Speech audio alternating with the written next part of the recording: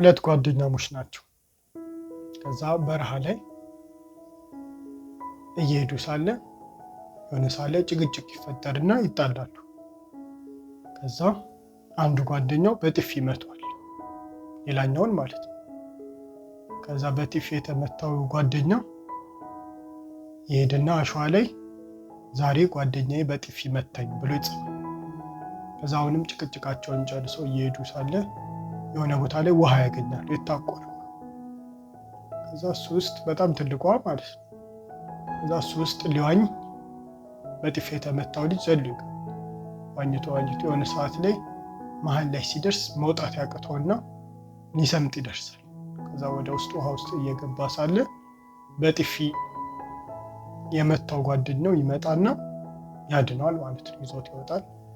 ከዛ አስቀምጦት ምናምን ካረጋጋው በኋላ ልክ ሊሄዱ ሲሉ የሆነ ድንጋይ ላይ ዛሬ ጓደኛዬ ቦታ ዳኒ ብሎ ይጽፋል።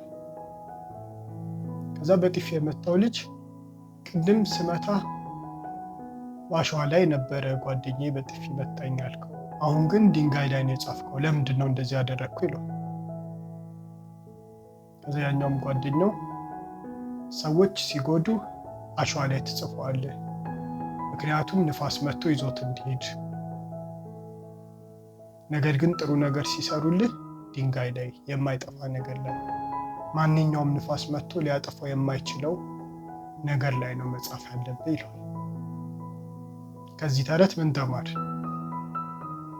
ስለዚህ ሰዎች ቢጎዱንም እኛ መርሳት እንዳለብን ልንረሳው የምንችለው ነገር ላይ ማስቀመጥ፣ በኋላ ረስተነው የምንሄደው አእምሯችን ክፍል ላይ ያስቀምጠነው እኛም እንዳንጎዳ ጓደኝነቱም ወይም ግንኙነቱም እንዳይሻክር ያደርጋል።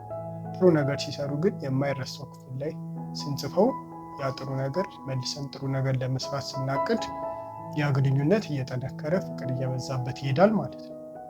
ይህንን ነው እኔ የተማርኩት። እስቲ እናንተ የተማራችሁትን ደግሞ ኮሜንት